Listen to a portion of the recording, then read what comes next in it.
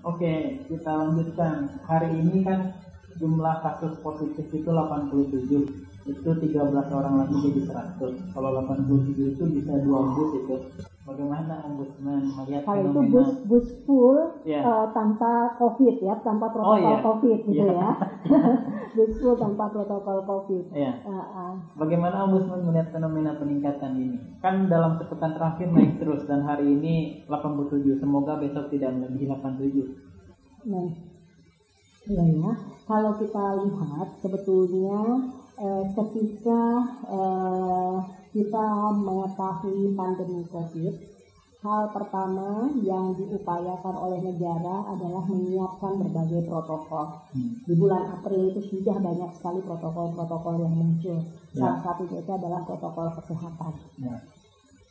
Di awal itu tentu kita bilang ini bahwa kalau kita bicara soal menanam sesuatu, maka melakukan upaya edukasi masyarakat sejak dini adalah upaya kita menanam bibit untuk orang punya kesadaran, untuk orang berubah perilaku.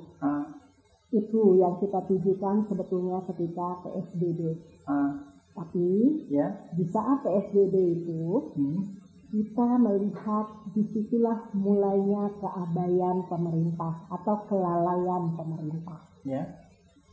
Pemerintah tidak fokus melakukan edukasi kepada masyarakat, sehingga masyarakat belum memiliki kesadaran yang penuh, tetapi kita sudah membukanya menjadi new normal. Normal baru ya?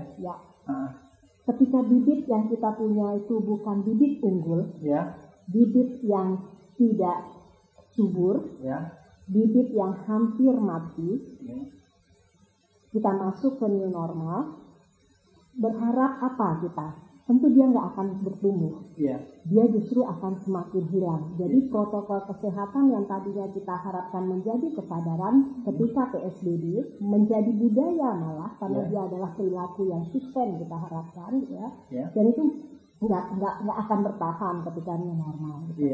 Apalagi ketika new normal ketaatan itu semakin longgar. Sering ketemu orang yang mengabaikan protokol enggak? Bukannya sering lagi, ya kan? Malah saya secara langsung menegur. Itu kalau kita menegur orang biasanya dia lebih galak dari kita.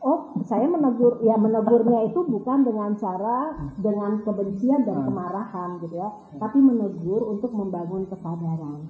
Itu. Jadi memang menegur itu harus dengan membangun kesadaran betapa pentingnya mengikuti protokol kesehatan itu. Karena itu adalah tanggung jawab kita dan tanggung jawab kita juga untuk saling mengingatkan, tetapi memang kewajiban pemerintah untuk melakukan. Jadi kalau kita sebagai masyarakat, teman-teman gitu ya, itu punya kewajiban juga sebagai warga masyarakat untuk saling mengingatkan. Itu penting sekali. Tapi pemerintah punya kewajiban untuk mengedukasi sejak tadi itu masa PSBB itu gitu ya, sampai di new normal sehingga nggak abai gitu kan, dan itu diharapkan berjalan baik. Tapi pemerintah kita terjebak dengan membuat kebijakan, tidak berupaya untuk menjaga implementasi kebijakan tersebut. Nah ini yang menjadi soal. Jadi itu kan ini masalah kita nih bikin kebijakan, kebijakannya good gitu kan, bagus gitu. Nah tetapi dia tidak dikawal untuk dilakukan, dan tadi tuh yang kita bilang tuh edukasi dan segala macamnya kurang, itu dia nggak dikawal. Nah ketika dia nggak dikawal terjadi ini, dan kita juga terjebak. Ada satu penilaian yang dianggap kesuksesan kita di Sumatera Barat terkait penanganan COVID, karena labor kita itu sangat cepat melakukan pemeriksaan karena hasil tracing yang baik gitu ya. Kita sudah berbangga dengan hasil itu. Itu juga jebakan besar buat kita gitu ya. Nah benar, labor sudah bekerja keras dan baik men-tracing orang secara cepat, tapi kan ini gambaran. Ketika masih ada persoalan yang belum kita selesaikan. Mestinya yang kita pikirkan ini apa ya soalnya orang masih banyak Dan kita bersyukur nih sudah mulai pembicaraan tentang edukasi lebih luas gitu ya. Sudah ada satu surat edaran yang menyatakan penting edukasi walaupun di bagian paling bawah sekali gitu ya, poinnya paling bawah sekali edukasi itu. Padahal di banyak kebijakan edukasi itu mestinya nomor 1. Ya kalau di kita lihat itu ada surat yang dikeluarkan itu edukasinya di bagian paling bawah sekali. Nah ini menjadi catatan penting kita bahwa jangan kita hanya euforia terkait dengan keberhasilan kita, takut nanti jatuh ke kesombongan gitu ya, dan lupa dengan apa yang belum kita lakukan yang mengakibatkan keabaian lainnya. Dan jangan lupa juga memberikan penegasan kedisiplinan kepada oknum-oknum pimpinan daerah yang melanggar kebijakan yang ada. Itu menjadi bagian yang terpenting dan ini kewajiban dari atasan dari unit-unit kerja lah kalau kita sebut ya. Jadi kalau ada pimpinan daerah maka siapa lagi yang di atasnya yang wajib memberikan teguran atau pendisiplinan terkait dengan apa yang sudah dilakukan. Jangan sampai ada pimpinan daerah yang diharapkan menjadi model justru menjadi oknum yang melanggar aturan yang dibuat. Itu menjadi catatan penting buat kita. Oke, kita lanjutkan. Nah, berdasarkan data juga hasil penelusuran, itu yang banyak positif itu adalah orang yang baru datang dari luar. Misalnya dia masuk kantor, kemudian tertularlah satu kantor gara-gara dia baru datang. Atau dia baru bepergian dari Jakarta, dari Riau dan segala macamnya. Dan itu beberapa diantaranya adalah ASN, artinya mereka melakukan perjalanan dinas karena memang sudah dilonggarkan, kan? Sebelumnya memang waktu PSBB tidak boleh sama sekali. Bagaimana Uni melihat fenomena ini? Iya ya, kalau sekarang itu justru yang banyak karena ada klaster kantor A, klaster kantor B, sekarang udah klasternya kantor ya sekarang ya.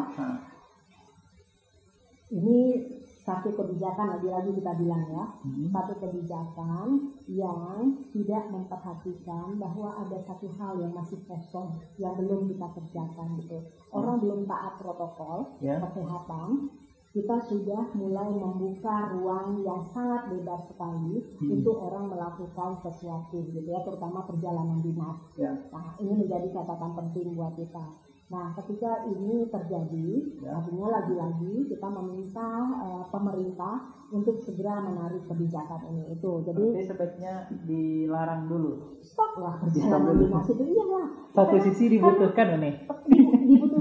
Mungkin dibutuhkan, tetapi kan tidak masif seperti ini. Ini kan sudah mulai masif, gitu ya. Kita sudah mulai masif melakukan kerja-kerja di luar kota, melakukan perjalanan dinas demi terserapnya anggaran. Nah, terserap anggaran tapi jiwa tidak terselamatkan, artinya pemerintah sangat abai. Jadi kegagalannya itu menjadi lebih besar lagi gitu ya. Ketika ada persoalan kesehatan, maka ini ada pelanggaran yang lebih tinggi itu ya disebut kalau misalnya kawan-kawan Komnas HAM bilang itu pasti pelanggaran HAM karena pemerintah abai atas hak kesehatan orang hanya demi gitu ya terserahnya anggaran. Jadi anggaran itu bisa digunakan untuk hal yang lain pasti gitu kan, atau dikembalikan ke negara jika nggak habis.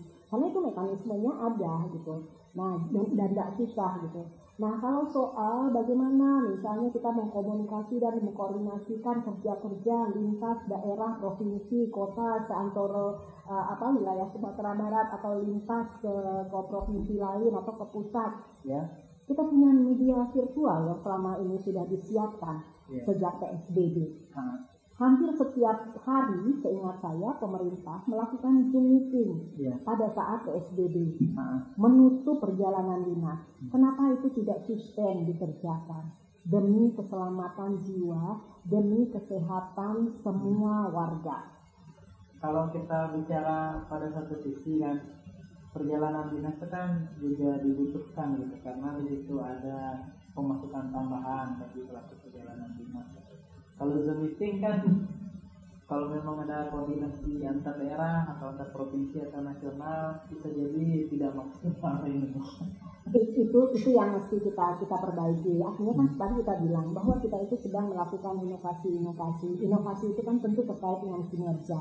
Nah, indikator kinerja itu harus diperkuat lagi dengan mekanisme yang baru pada saat ini. Nah, kalau pemerintah tidak cepat menyiapkan itu, maka kita tetap bertahan pada budaya-budaya kerja lama. Padahal kan kita sudah bilang kita mau reformasi, melakukan perbaikan. Dan pandemi itu kan sebetulnya men-trigger kita, memicu kita untuk menemukan inovasi-inovasi baru dengan indikator-indikator kinerja yang semakin membaik gitu ya. Kita tetap berada di tempat kita, tapi capaian-capaian kita juga tetap bisa diselesaikan gitu. Nah, kalau soal penggunaan anggaran, kita tahu realokasi anggaran bisa dilakukan, refocusing selama ini dikerjakan. Ada kepentingan yang lebih besar untuk menyelamatkan Indonesia ini daripada hanya gitu ya, yang tadi Ivan bilang itu seperti membagi-bagi kue di antara oknum-oknum kawan-kawan ASN gitu ya, demi itu tadi membahagiakan saja, tapi lupa kebahagiaan itu sejenak, sementara kesehatan itu lebih penting dalam kehidupan kita ini gitu.